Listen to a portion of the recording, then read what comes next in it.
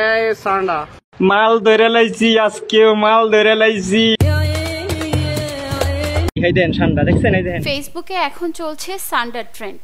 কফিলের ছেলে এবং সান্ডা শব্দ দুটি ভেসে বেড়াচ্ছে ফেসবুকের হোম পেজ ও রিলসে।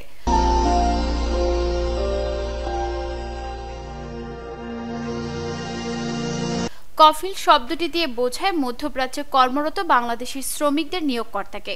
তাদের ছেলেদের ঘিরে এখন নানা রসিকতা ও আলোচনা চলছে, আর এই আলোচনার সঙ্গে জড়িয়ে গেছে সান্ডা নামক একটি প্রাণী। এই সান্ডার বিরিয়ানি নাকি কফিলের ছোট ছেলের খুব পছন্দ।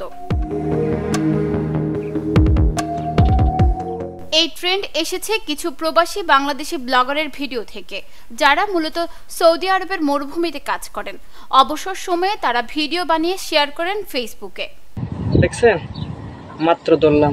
তবে নেটিজেনদের অনেকেই চেনেন না সান্ডাকে। তাদের মনে জন্ম দিয়েছে সান্ডা সম্পর্কে নানান প্রশ্ন। ব্রিটানিকার তথ্য অনুযায়ী সান্ডা আসলে স্পাইনি টেলড লিজার্ড বা কাঁটাযুক্ত লেজওয়ালা টিকটিকি। এর বৈজ্ঞানিক নাম ইউরোমাস্টিক্স। এটি অ্যাগামিডি গোত্রের অন্তর্গত। এর 1 ডজনের বেশি প্রজাতি রয়েছে। তবে সান্ডা কোনো নির্দিষ্ট প্রাণীর নাম নয়। মরু অঞ্চলে বাস করা এই গোত্রের বেশ কয়েকটি প্রজাতিকে বোঝাতে ব্যবহৃত হয়। আরবি শব্দে একে বলা হয় দব। মরুভূমিতে বসবাসকারী এই গোত্রের লিজার্ডদেরই সাধারণভাবে সান্ডা বলা হয়। এরা সাধারণত উত্তর আফ্রিকা থেকে শুরু করে ভারত পর্যন্ত বিস্তৃত শুষ্ক ও আধা শুষ্ক পরিবেশে বাস করে। সৌদি আরবের মরুভূমি এদের অন্যতম প্রাকৃতিক আবাসস্থল। দিনের বেশিরভাগ সময় এরা রোদ পোহায় এবং সন্ধ্যা হলে গর্তে ঢুকে পড়ে। বিপদ টের পেলে পাথরের খাঁজে আশ্রয় নেয়। সেখান থেকে এরা গাছের পাতা বা ফলমূল খায়। মাঝে মধ্যে ছোট পোকামাকড়ও খায় এরা। এই সরীসৃপের শরীর গিরগিটির মতো।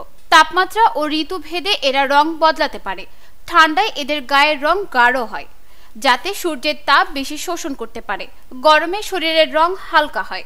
এভাবে শরীরের তাপ নিয়ন্ত্রণ করে এরা বেঁচে থাকে। এদের মাথা চওড়া, শরীর মোটা, 4টি পা বিশিষ্ট। বড়দের গড় দৈর্ঘ্য 25 থেকে 30 সেন্টিমিটার। লেজ মোটা এবং কাঁটায় ভরা। এই কাঁটা শিকারীকে ভয় দেখাতে বা আঘাত করতে ব্যবহৃত হয়। আত্মরক্ষার জন্য এরা গর্তে ঢুকে লেজ বের করে তা হিংস্রভাবে দোলাতে থাকে। সব প্রজাতির সান্ডা ডিম পারে। প্রাপ্তবয়স্ক অবস্থায় এরা নিরামিষভোজী। নিউজ ডেস্ক, চট্টগ্রাম সময়।